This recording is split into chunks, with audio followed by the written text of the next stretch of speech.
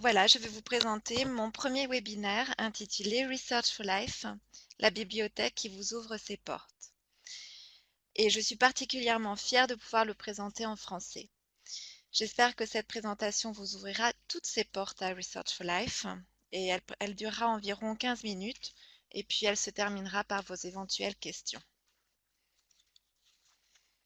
Donc Research for Life, dont vous voyez ici à l'écran sa page d'accueil, aussi avec son adresse URL en haut à droite, est le nom collectif de 4 programmes: Inari, Agora, Oare et Hardy.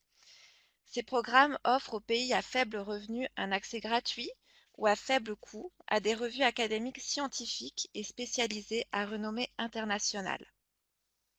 Research for Life est un partenariat public-privé de l'Organisation mondiale de la santé, de l'Organisation des Nations unies pour l'alimentation et l'agriculture, du Programme des Nations unies pour l'environnement et de l'Organisation mondiale de la propriété intellectuelle, mais aussi des universités de Cornell et de Yale et du Groupement international des éditeurs scientifiques, techniques et médicaux. L'ensemble fonctionne avec des partenaires technologiques tels que Serial Solutions et d'autres encore. Research for Life a été imaginé et mis en œuvre pour réduire l'écart des connaissances scientifiques entre les pays aux revenus les plus élevés et ceux à faible revenu.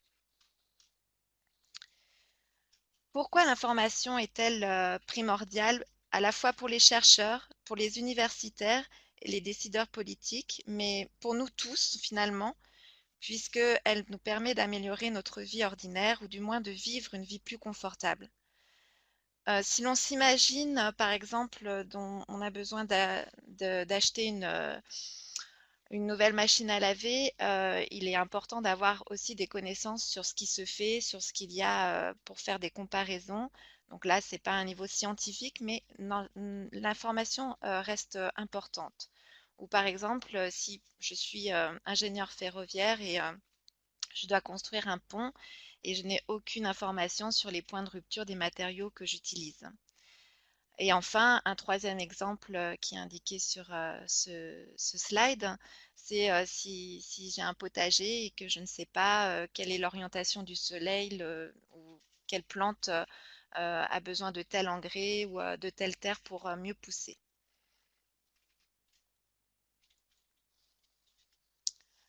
Alors à l'époque, le manque d'information était quelque chose de très frustrant.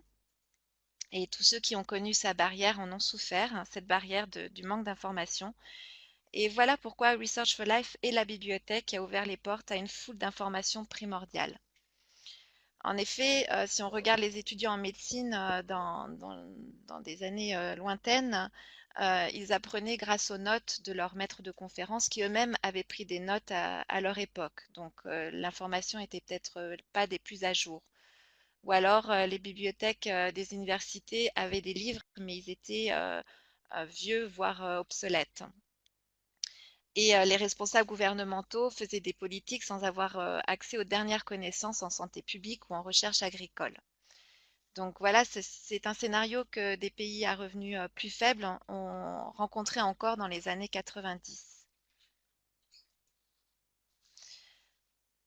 Research for Life contient 21 000 journaux et revues. Cela ferait la hauteur approximative de notre jet d'eau à Genève, donc l'emblème peut-être que vous connaissez de la ville de Genève. Et ceci, c'est sans compter les 49 000 ouvrages et livres qui sont aussi dans Research for Life. Donc, je vais prendre la petite flèche. Donc, cette image montre le lieu géographique des pays du groupe A, représentés par la couleur bleue, et ceux du groupe B, représentés en orange. En 2016, 117 pays, zones ou territoires sont admissibles au programme de Research for Life. Les critères d'admission sont les mêmes pour les 4 programmes, que ce soit pour Inari, Agora, Oare ou Hardy. Une institution doit s'enregistrer séparément à tous les programmes. Donc, justement, comment s'enregistrer au programme de Research for Life et aux différents domaines d'activité? Donc, il y a une page qui existe, hein, vous avez l'URL aussi en haut de ce slide, qui est un guide étape par étape pour vous enregistrer aux différents programmes de Research for Life. Il est en anglais et en espagnol également.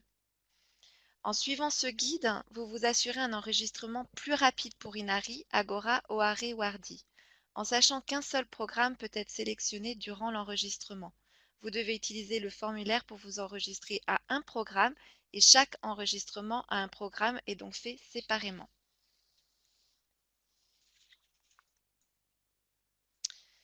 Les partenaires principaux donc, sont, on le répète, mais sont les 4 organisations des Nations Unies, les universités de Yale et de Cornell, mais aussi plus de 200 éditeurs. Donc là, sur ce slide, moins d'un tiers de nos partenaires sont listés. Et c'est un partenariat vraiment très large. Voici le portail de Inari. Donc, il y a différentes façons d'accéder à l'information que vous recherchez à travers les liens disponibles. Vous pouvez soit donc chercher vos ressources soit par sujet, soit par éditeur, soit par titre. En bas, alors c'est pareil, je voulais prendre le petit slide, une flèche. Je ne sais pas si vous voyez là où je pointe, les nouvelles. Donc ce sont des annonces sur les problèmes que rencontre Inari avec certains des partenaires. Et donc cela apparaît en bas de la page. Et on retrouve ces nouvelles sur le portail de chaque programme selon les problèmes qu'il rencontre. Ces nouvelles sont bien sûr mises à jour au fur et à mesure que les problèmes sont résolus. Donc voici le portail de Agora. Tous les portails sont similaires. Lorsque vous vous loguez avec votre nom d'utilisateur et mot de passe du programme, vous aurez toujours la même similitude au niveau de la recherche des journaux et des ressources. Par contre, chaque programme a son propre nom d'utilisateur et mot de passe, puisque vous êtes enregistré séparément. Chaque programme doit fournir un nom d'utilisateur et un mot de passe distinct pour accéder à son contenu. Ces différents noms d'utilisateurs et de mots de passe pour une même institution doivent ensuite être diffusés au sein de l'institution pour le personnel et les étudiants. Comme vous le voyez, chaque programme utilise la même interface. Lorsque vous êtes familier avec un portail, vous l'êtes avec tous.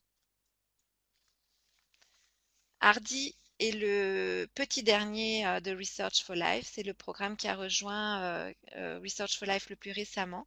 Son contenu s'enrichit très rapidement. De façon à optimiser l'usage du contenu des différents programmes composant Research for Life, vous trouverez des formations en ligne pour apprendre à mieux utiliser toutes les ressources mises à votre disposition. Plusieurs possibilités vous sont offertes et vous permettront de choisir ce qu'il vous convient de suivre comme formation. Donc à noter sur cette page que nous voyons que deux sections pour les formations concernant Research for Life. La première section sont des formations pour mieux comprendre ce programme et la deuxième section concerne les compétences des auteurs. Alors les formations de Research for Life sont actuellement toutes en anglais. Par contre, vous trouverez des formations similaires sur le site par exemple de Inari et là vous les trouverez en 6 langues, en anglais, en arabe, en espagnol, en portugais, en russe et bien sûr en ce qui nous concerne en français. Pour accéder aux formations en ligne, vous n'avez pas besoin d'être connecté à votre compte. Vous pouvez accéder aux différentes formations directement sur les sites web. En ce qui concerne celui de Inari, vous y trouverez toutes les informations de base en français, applicables pour les autres programmes, bien sûr.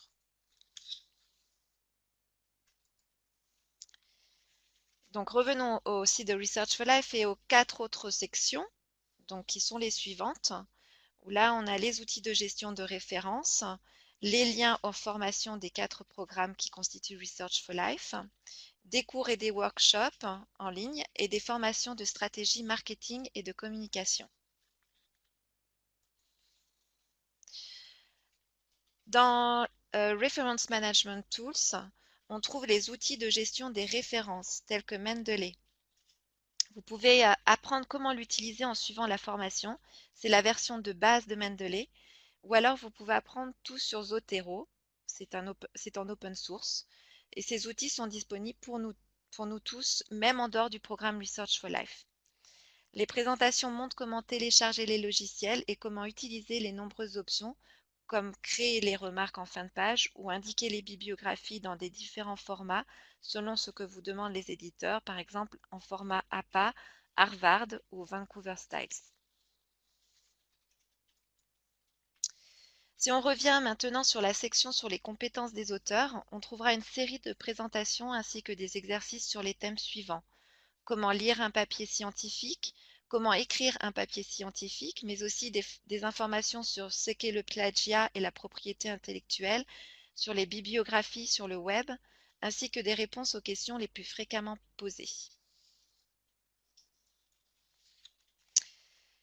La section Program Specific Training vous amène justement au lien de chaque programme qui compose Research for Life. Là encore, vous y trouverez les formations spécifiques à chaque programme et pour Inari, vous en trouverez en français. Et donc, c'est bien sûr adapté à la recherche en santé, agricole, environnementale ou technologique. Research for Life fait la différence en ouvrant ses portes, comme en témoignent les chercheurs et les praticiens dans ce petit fascicule que vous pouvez retrouver en ligne.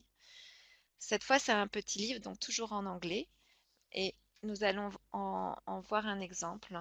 Et c'est le témoignage du docteur Sami Kambere, qui, grâce à l'accès à Agora, a pu avoir accès aux informations scientifiques les plus récentes et valider, preuve à l'appui, ses propres recherches. Il a pu enrichir ses écrits scientifiques et produire des recherches plus ciblées, ainsi que discuter avec des chercheurs de premier plan international. Le tout l'a aidé à faciliter la recherche de fonds et lui a également permis de délivrer de meilleurs programmes de formation.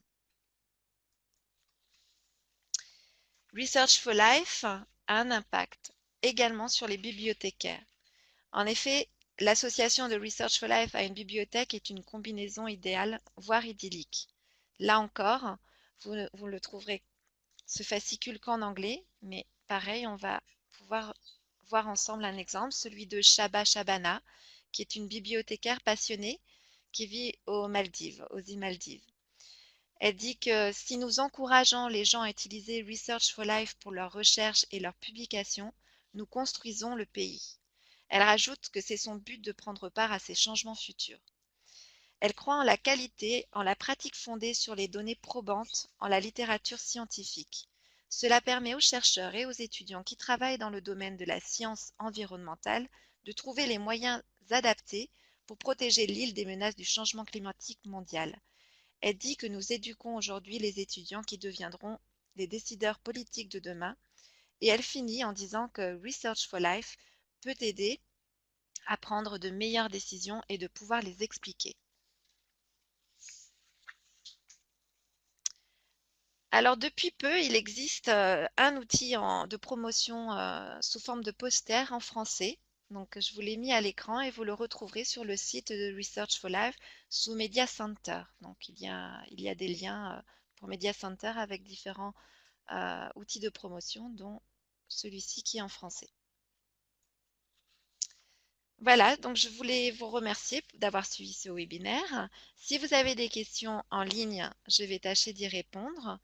Et pour celles qui demanderaient plus de détails, donc vous pourrez également nous, nous écrire par email. Donc vous avez l'adresse qui est indiquée à l'écran. Voilà, donc je vais peut-être redonner la parole à Frédéric pour suivre les questions. N'hésitez pas à poser vos questions. Merci.